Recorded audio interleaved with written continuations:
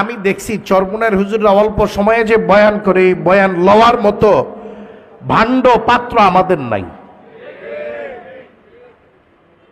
হুজুর এটি কেমন কথা হইল? হ্যাঁ, আমরাও তো ওয়াজ করি, সারা দেশে বক্তার অভাব নাই। হুজুর 1 ঘন্টায় যেই ওয়াজ করে আমরা 3 ঘন্টায় সেটা পারি না। হুজুর কেন পারেন না? আমাদের ওয়াজের মধ্যে অহেতুক, অনার্থক, ফালতু যেই সমস্ত কথা বলার দরকার নেই এগুলোও কই। কিন্তু চরমুনায়ের হুজুরদের আলোচনায় দেখবেন শুরু থেকে শেষ পর্যন্ত একটা অহেতুক কথা তিনারা বলেন না। ওয়াজের মধ্যে কোনো হাসি নাই, তামাশা নাই। কথা শুনলেই যেন কেমন চোখ দিয়ে পানি বের হয়ে আসে, দিলটা নরম হয়ে আসে।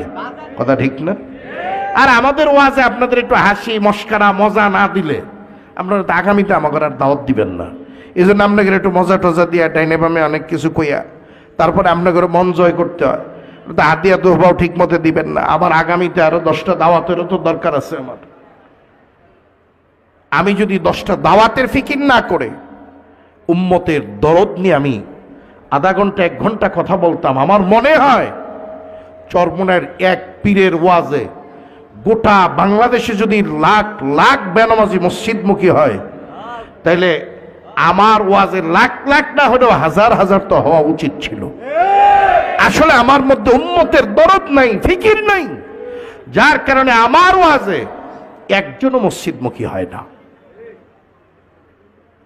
बात जो दिल से निकलता है असर रखता है। যেই কথা অন্তরের ভিতর থেকে দরদ নিয়ে বলা হয়, এই দরদ মাখা কথা আপনার মধ্যে অবশ্যই ক্রিয়ার সৃষ্টি করবে, অবশ্যই আপনার মধ্যে একটা তুফান শুরু হয়ে যাবে। যেই কথা দিল থেকে দরদ নিয়ে বলা হয় এই কথা শোনার পরে। কথা ঠিক না? হুজুররা দরদ নিয়ে কথা বলেন।